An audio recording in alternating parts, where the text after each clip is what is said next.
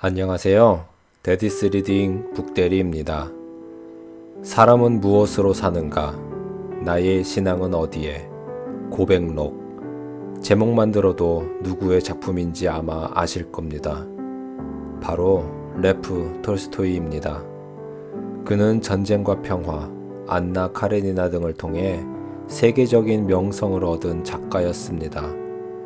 그러나 1880년 초 톨스토이는 자신의 문학적 성공이 얼마나 허망한 것인지 고백하면서 안네 카레니나를 내게는 더 이상 존재하지 않는 가증스러운 것으로 여겼습니다. 그리고 이 책을 집필하게 됩니다. 1899년 톨스토이 자신의 사상을 주인공에게 가장 잘 투영시킨 소설 부활입니다. 이야기의 시작은 어느 여자아이로부터 하겠습니다. 그 아이는 카츄샤라고 불리웁니다. 그 아이는 큰 저택 하녀의 딸로 태어났는데 어머니는 해마다 아기를 낳아놓고선 제대로 돌보지 않아 대부분 죽고 말았습니다. 그중 6번째 아이는 운 좋게 살아남았는데 아이가 3살 때 어머니가 죽자 귀족집에서 하녀처럼 일을 하며 자라게 됩니다. 이름도 없던 그 아이는 그때부터 카츄샤라고 불리게 되는 것입니다. 카츄샤가 16살이 될 무렵 주인집의 조카인 부유한 청년이 찾아와서 지내게 됩니다. 토지 사유 제도에 관한 논문을 쓰기 위해 고모집에서 방학을 보내기로 한 네흘류도프입니다. 둘은 서로 호감을 가지더니 순수한 사랑을 속삭이게 됐습니다. 하지만 네흘류도프는 전쟁에서 장교로 복무하기 위해 3년간 카츄샤와 헤어져야 했습니다. 인간의 악한 본성이 정당화되던 전쟁터에서 네흘류도프의 신앙과 검소함은 조롱거리가 되었습니다. 그리고 네흘류도프도 조금씩 달라지기 시작합니다. 하나님을 믿으며 살았던 신념보다는 남의 말을 따르며 사는 것이 더 낫다고 생각하기에 이르렀습니다. 3년이 지나고 훈련이 없던 어느 날 네흘류도프는 카츄샤가 있는 고모의 집을 방문합니다. 그 집엔 여전히 카츄샤가 있었습니다. 그런데 20살이 된 카츄샤는 이전보다 더 매력적이고 사랑스러워졌습니다. 네흘류도프는 카츄샤에게 다시 사랑을 느꼈습니다. 그러나 3년 전의 사랑과 지금의 사랑은 조금 달라졌습니다. 예전의 사랑은 신비하고 일생에 한 번밖에 없는 사랑이었으나 지금의 사랑은 이전의 것과 다른 것이었습니다. 네흘류도프의 두 마음이 충돌하고 말았습니다. 모두 행복해지기를 바라는 마음과 또 자기만 행복해지기를 바라는 이기적인 마음. 그는 결국 후자의 마음을 선택하게 되었고 타락한 본성의 정욕으로 카츄샤의 순결을 빼앗아 버립니다. 그리고 다시 부대로 떠나려 합니다. 카츄샤는 당시 네흘류도프를 진심으로 사랑했습니다. 그래서 그를 붙잡기 위해 기차역까지 달려갔으나 네흘류도프는 차가운 눈빛을 주고 떠나버립니다. 카츄샤는 처음으로 자신이 사랑했던 남자에게 버림을 받았습니다.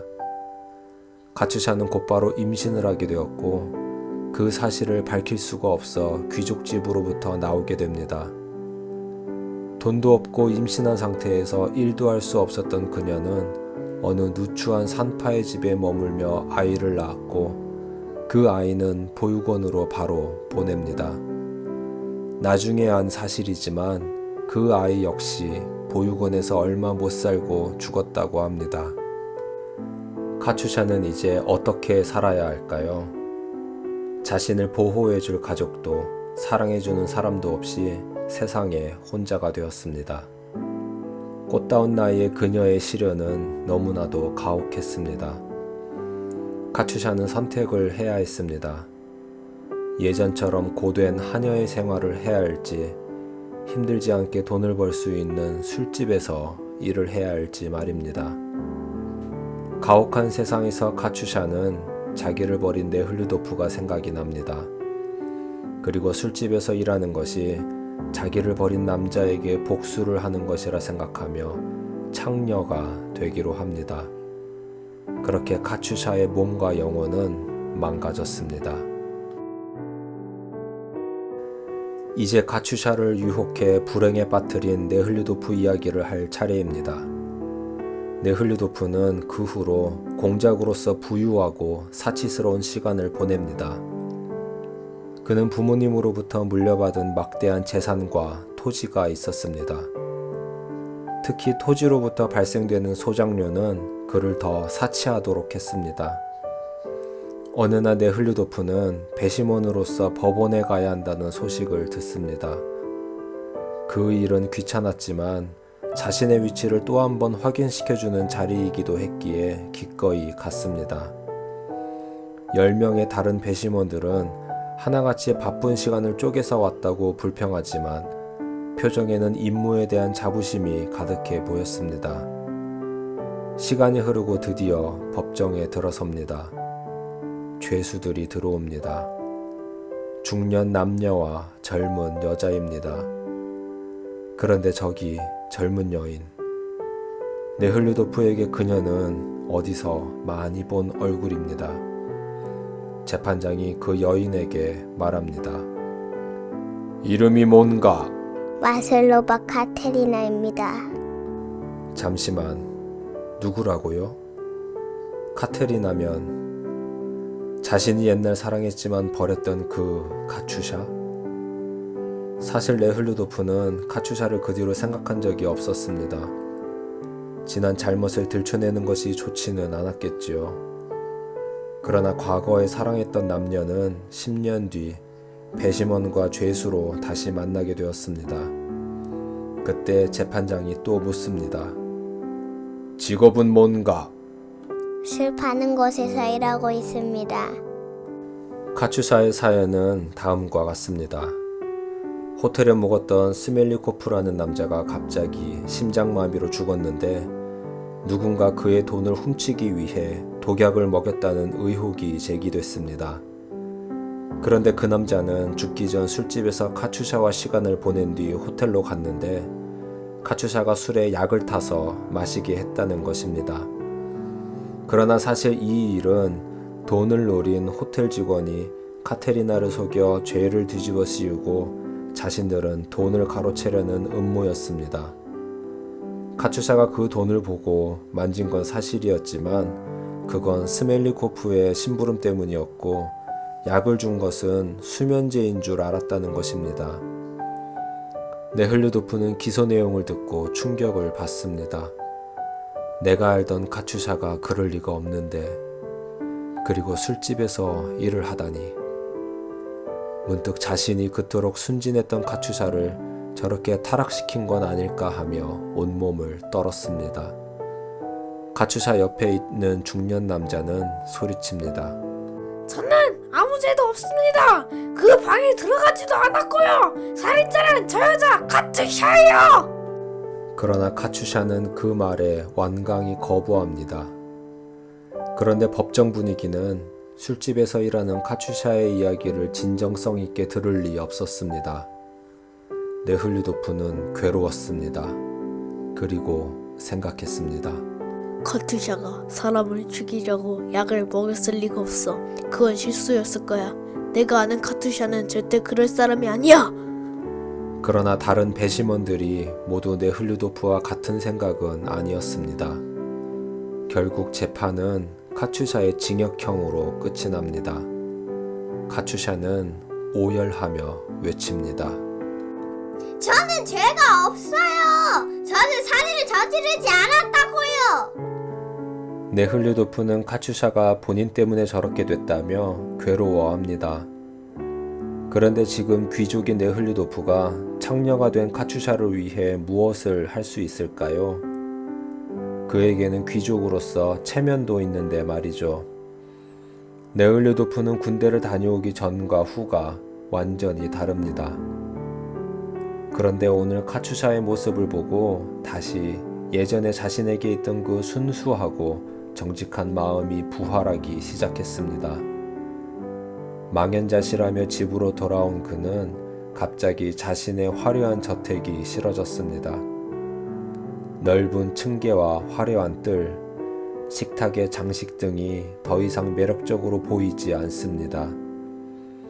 심지어 자신과 최근까지 어울렸던 귀족층들과의 대화 역시 점점 흥미를 잃었고 나중에는 자신과 그 모든 사람들이 역겨워지기도 합니다. 느흘류도프는 정직함과 진실을 버리고 가식과 거짓 속에 파묻혀 살아온 지난 날들을 생각하자 소름이 끼쳤습니다. 그리고 생각합니다. 이제부터 자유롭게 살자. 사람들의 시선을 의식하지 말고 나를 옥죄는 모든 것에서 벗어나자. 그리고 나 때문에 인생을 망친 카투샤에게 사과를 해야겠어. 그런데 사과로 될까? 카투샤의 인생이 저렇게 되었는데. 그래, 카투샤의 인생을 내가 책임져야겠군. 필요하다면 결혼도 할 거야. 그러나 카추샤는 징역형으로 인해 시베리아로 유형을 떠나야만 했습니다. 그녀는 억울한 마음을 넘어 절규의 마음을 추스리지 못합니다. 느흘류도프는 감옥으로 가서 카투샤를 면회하고자 합니다. 그리고 철창을 사이에 두고 두 사람은 드디어 만납니다. 카투샤를 본 느흘류도프는 쿵쾅거리는 심장을 주체할 수 없었습니다. 카투샤는 느흘류도프를 보고 말합니다. 혹시 저를 보러 오셨나요? 카투샤는 그 옛날 기차역에서 느흘류도프를 떠나보내고 기억에서 그를 지워버렸습니다. 너무나 가슴이 아팠기 때문입니다. 처음에는 자살할까도 생각했지만 뱃속에 꿈틀거리는 아이 때문에 그럴 수도 없었습니다. 느흘류도프가 다시 말합니다. 카투샤, 나를 모르겠소? 나요, 느흘류도프. 당신을 만나 진심으로 용서를 구하고 싶소. 카투샤는 놀란 표정을 짓습니다. 그런데 느흘류도프는 카투샤가 변했음을 느낍니다. 그녀는 잠시 놀란 표정을 수습하고 냉정하게 말합니다. 갑자기 찾아와서 희한한 말만 하시네요. 용서를 구할 필요도 없어요. 전 다 잊었어요. 상처가 사람의 영혼도 망가뜨릴 수 있는 걸까요? 이제 카투샤의 눈에는 느흘류도프가 예전 사랑했던 아련한 추억보다는 자신을 이 감옥에서 빼내줄 돈 많은 사람으로만 보이는가 봅니다. 다들 상고하라고 하는데 저는 변호사를 살 돈이 없어요. 저에게 돈 좀 주세요. 하며 묘한 미소를 짓니다. 느흘류도프 역시 눈빛과 말투까지 변해버린 카투샤를 보고 당황하였고 가슴이 찢어질 것 같았습니다. 그러나 지금의 고통을 과거 기차역에서 카투샤가 겪은 고통과 견줄 수 있을까요? 느흘류도프는 참회의 마음으로 카투샤를 위해 온몸을 던지기로 했습니다. 시베리아로 유형을 떠나게 된 카투샤를 따라 자신도 떠나기로 한 거죠. 시베리아로 가는 동안 죄수들은 정말 짐승보다 못한 환경을 견뎌야 했습니다. 심지어 무더운 날씨에 탈진하거나 병으로 죽는 사람들도 생겼습니다. 이 과정을 지켜본 느흘류도프는 이렇게 생각했습니다. 이렇게 끔찍할 수가. 인간이 어떻게 인간을 심판할 수가 있을까? 그 권리는 어디서 나왔지? 도대체 누가 죄인이고 누가 의인이란 말인가? 그러면서 느흘류도프는 카투샤의 상고와 무죄를 위해 싸웁니다. 느흘류도프의 지위와 노력 덕분에 카투샤는 흉악범 대열을 벗어나 정치범 대열로 옮겨지게 됩니다. 그곳은 그나마 여건이 나았습니다. 그곳에서 사람들을 사귀게 된 카투샤는 러시아 사회의 부조리함을 위해 싸우다 감옥에 온 정치범들을 존경하게 됩니다. 환경과 사람이 이렇게 중요한 걸까요? 카투샤 역시 정치범 대열 속에서 2달을 지내는 동안 서서히 변하기 시작합니다. 그녀의 영혼도 새 마음으로 부활하고 있는 것입니다. 카츄샤를 뒤따라 시베리아로 가고 있는 동안 네흘리도프는 또 다른 일에 착수합니다. 그것은 네흘리도프에게 부활하기 시작한 선한 마음 때문이었습니다. 그것은 자신에게 있던 토지들을 농민들에게 분배해 주기로 한 것입니다. 자신에게는 이미 상속받은 토지들이 많이 있었습니다. 그러나 농민들은 토지주에게 고용되어 밤낮으로 일을 하지만 여전히 가난에 굶주렸고 토지주는 일하지 않고도 점점 더 부자가 되는 것에 대한 반성 때문이었습니다.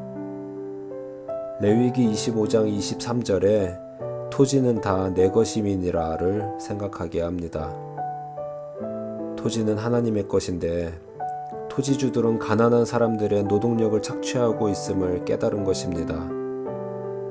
마태복음 19장에 나오는 재물이 많은 청년의 이야기가 있습니다. 그 청년은 어려서부터 모세의 율법을 다 지킨 신실한 사람이었는데 예수님은 그에게 이렇게 말씀하시죠. 내가 온전하고자 할진대 가서 내 소유를 팔아 가난한 자들에게 주라. 그리하면 하늘에서 보화가 내게 있으리라.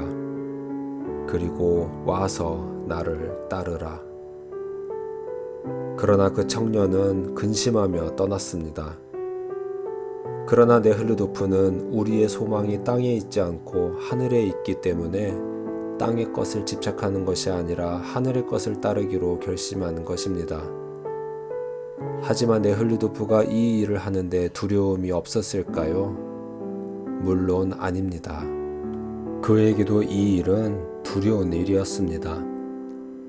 카츄샤와 함께 시베리아로 갈 것을 결심한 그에게 주 수입원이었던 토지 소장료를 포기한다는 것은 자신의 안정된 삶을 포기해버리는 것이기 때문이죠.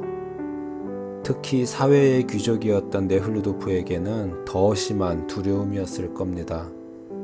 그러나 네흘리도프의 심령에서 부활하고 있는 그 선한 마음은 그 두려움을 이길 수 있었습니다. 네흘리도프는 자신에게 소유된 토지를 방문하여 관리인의 안내를 받으며 소작농들을 다 불러 모았습니다.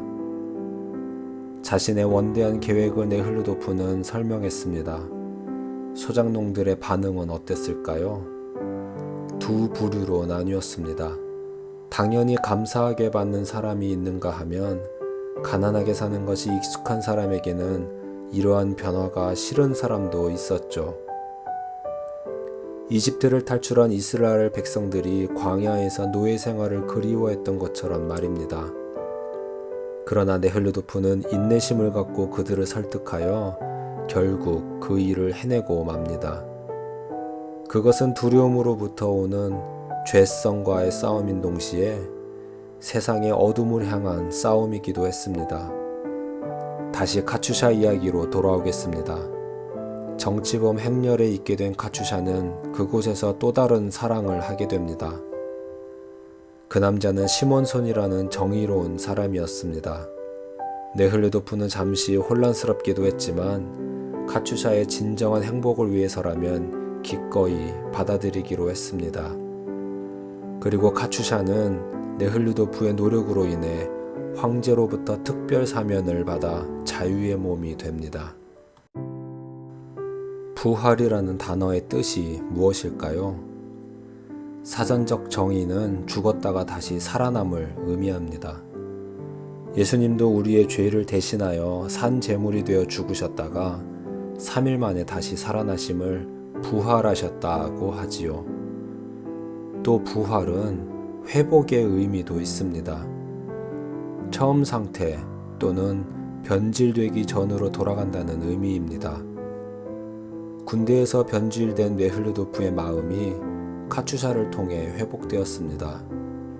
카츄샤는 과거의 상처를 통해 변질된 마음을 다시 네흘리도프와 시몬손으로 인해 회복하죠. 그리고 네흘리도프의 소작농들은 이 땅을 창조하신 하나님의 방법대로 자신들의 신분이 회복되었습니다. 지금 이 시대가 가장 이루어져야 할 것은 무엇일까요? 부활, 즉 회복입니다. 보시기에 좋으셨다 하며 창조하신 이 세상과 우리 인간은 처음 목적대로 창조된 그 모습으로 회복되기를 바랍니다. 그런즉 누구든지 그리스도 안에 있으면 새로운 피조물이라. 이전 것은 지나갔으니 보라, 새 것이 되었도다. 데디스 리딩 북대리였습니다.